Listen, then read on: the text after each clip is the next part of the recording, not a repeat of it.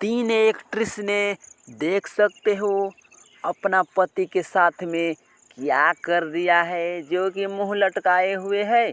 नमस्कार दोस्तों, बहुत ही बवाल और धमाल मचाने वाला मूवी आ रहा है, उसी के बारे में बताने वाले हैं भैया। तो अगर आप चैनल पर नए हो तो वीडियो को दिल से लाइक कर दीजिए, चैनल को सब्सक्राइब करके कमेंट में हर हर महादेव जरूर लिखिएगा मेरे दोस्तों। तो इतना बवाल और धमाल मचाने वाला मूवी है, जो कि मूवी के नाम है हम साथ साथ हैं, यानी पत्नी पति के साथ साथ हैं। इतना बवाल और धमाल का मूवी होने वाला है, जो कि अगर आप देखिएगा तो कुछ सीखिएगा ज़रूर मेरे दोस्तों, क्योंकि बवाल धमाल मूवी कुछ कहानी इसका अलग होने वाला है।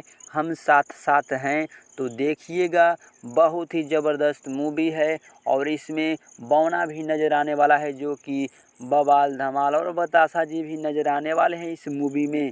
तो इस मूवी को अगर आप देखना चाहते हैं तो 13 जुलाई को, यानी आज ही शाम में 6 बजे भोजपुरी सिनेमा पर चलने वाला है। तो देखिएगा, बवाल धमाल मूवी है।